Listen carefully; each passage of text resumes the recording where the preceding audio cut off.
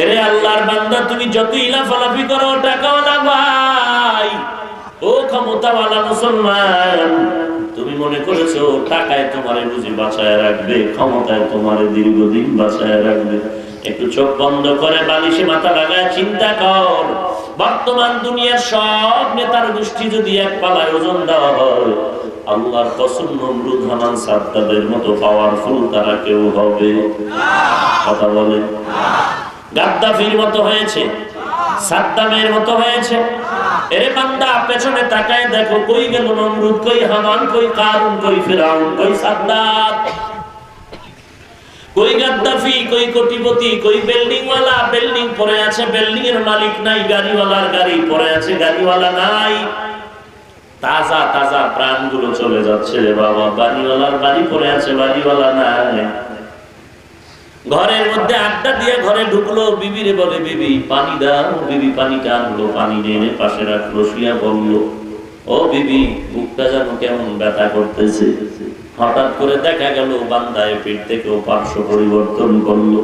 পানির গ্লাসটা মুখের মধ্যে নিয়ে এক ঢোক পানি মুখে দেওয়ার পরে বলে, আমি আর পানি পান করতে পারি না, এ বলে বিছানায় শুয়ে বলল। 5 মিনিটের মাথায় দেখা গেল আল্লাহর বান্দা জমিনে আর সুস্থতার সাথে জিন্দা নাই। আল্লাহ বলেন, বান্দা নমরুদের মতো বেঈমান, বর্তমান দুনিয়ার বেঈমানের থেকে, কোটিপতির থেকে, ক্ষমতাধরের থেকে কম দুর্বল নাকি? চূড়ান্ত সবল ওই নমরুদ। আল্লাহ বলেন, ওই নমরুদকে ধ্বংস করার জন্য আমার কোনো বাহিনী লাগে না, পাখা ভাঙ্গা একটা মশা। কার কুদরত? এরে মানুষ, বাহাদুরি করে মনে করেছো তুমি এই জমিন থেকে বুঝি আর মরণ হবে না, মরবা না। মাঝে মাঝে অনেক নাস্তিকরা বলে মরণ নাই, কবর নাই, হাসর নাই, আল্লাহ নাই। আল্লাহ পাক বলেন, বান্দা তোকে অনর্থক বানাই নাই, আমার দরবারে তোর একদিন আগে পেছনে আসতেই হবে। ইহা হাম সব মুসাফির হ্যায়, কবর আখের ঠিকানা, কোই আগে রওয়ানা হ্যায়, কোই পিছে রওয়ানা। মরণ থেকে যতই পালাও, মরণ তোমায় নিবে ঘিরি, যদিও সুদূর আকাশ পানে লুকাও, সেটায় লাগিয়ে সিঁড়ি। নদী পথে নৌকা চালাও ও মাঝি ভাই, বেলা ডোবার আগে আমি ওপার উঠতে চাই। ডুবে গেলে বেলার আর উঠে না, ভেঙে গেলে মেলার আর জমে না। সাদ্দাত আল্লাহর জান্নাতে যাবে না, নিজে নতুন জান্নাত বানাইলো।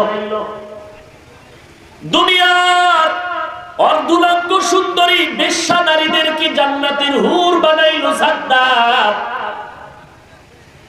আল্লাহর জান্নাতে যাবে না, চ্যালেঞ্জ করে বলল। আল্লাহ বলেন, ওয়া মাকারু ওয়া মাকারাল্লাহ, ওয়া মাকারু ওয়া মাকারাল্লাহ, ওয়াল্লাহু খায়রুল মাকিরিন।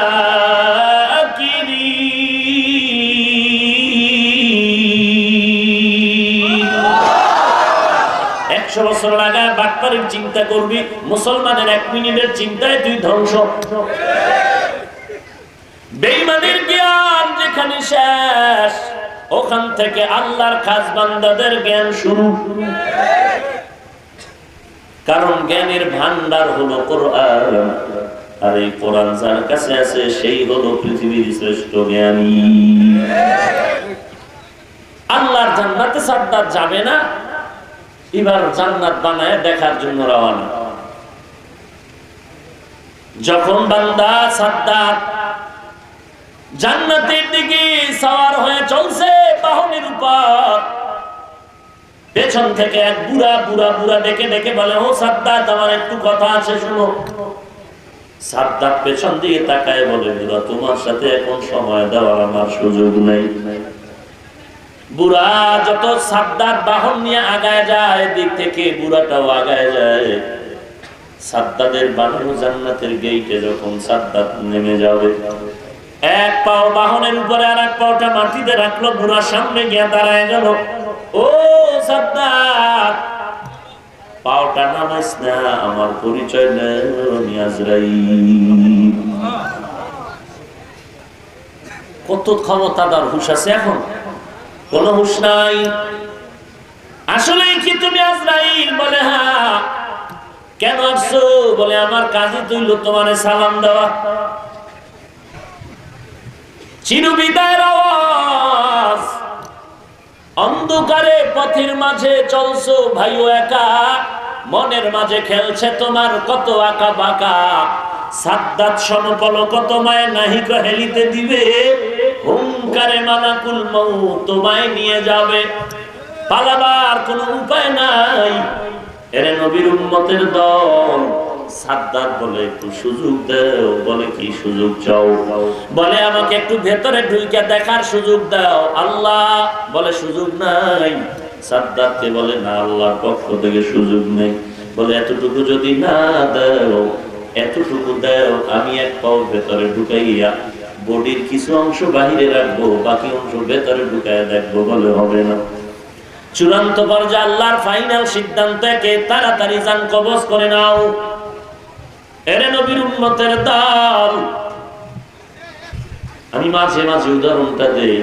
আল্লাহ বান্দা বাড়িতে দুপুর বেলা খানা খায়, স্বামী আর স্ত্রী। হঠাৎ করে মোবাইলে মিস কল। কে মিস কল দিল? বলে নতুন বেঈ সাহেবের আওয়াজ। খানাও শেষ হয়ে গেল, বেঈ সাহেব কোথায়? বলে আমি আপনার বাড়ির দরওয়াজায়।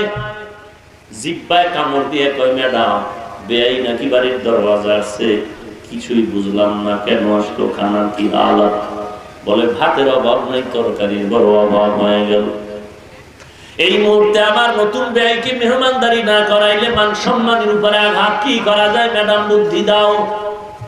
ম্যাডাম বলে বাড়ির দরওয়াজায় পুকুরে গিয়ে একটা ভালো মাছ ধরে নাও, আমি রান্না করে দেই। আল্লাহর বান্দা বেঈর মোহাব্বতে জাল নিয়ে গেল পুকুরে মাছ ধরার জন্য। পুকুরে গিয়া যখন জালটা মারলো, মাছ ধরার নিয়তে মাছ লাফটা দিয়ে অন্য পুকুরের এক কর্নারে চলে গেল। পানির ভেতরে চুপ হয়ে আছে, কোনো আওয়াজ নাই। জালওয়ালা বাড়ির মালিক আবার ঘুরিয়ে পুকুরের অন্য কর্নারে চলে গেল। ওখানে গিয়া জালটা মারলো, মাছ এত চালাক আবার আর এক জায়গায় চলে গেল। এরকম ঘুরতে ঘুরতে বান্দার ঘাম পড়ে গেল। শেষ ফল, বাড়ির মালিক জাল দিয়ে মাছ ধরতে না পেরে ছোট একটা মাছ ধরে বিদায় বেলা। মাছ যেটা বেশি চালাকি করলো তাকে উল্লেখ করে বলে, ও মাছ, তুই যে আজকে বড় হয়ে গেছো, তোর লেনজায় বড় শক্তি হয়ে গেছে। তুই জানো না, তোরে আমি এই জায়গায় ফালায় বড় বানাইতে কত ঘাম গেল, টাকা গেল, রাত গেল, সময় গেল। তোরে আমি যখন পুকুরের মধ্যে ফেললাম, তখন তুই এক আঙ্গুলের মতো লম্বা একটা টিপ দিলে তোর জীবন শেষ। তিলে তিলে টাকা পয়সা ঘাম আর সময় ব্যয় করে তুই বড় করেছি। তুই এখন বড় হইয়া তোর শক্তি হয়েছে, এখন তুই আমার সাথে গাদ্দারি শুরু করেছ। তবে শুনিয়া রাখ মাছ, তুই যতই লাফাও, যতই বাহাদুরি করু, এই পুকুর থেকে পালাবার কোনো জায়গা নাই। মনের মতো বাহাদুরি করিয়া লও, আমি যখন পরের হাত দিয়া তোরে আঘাত করবো, পালাবার কোনো সুযোগ হবে না।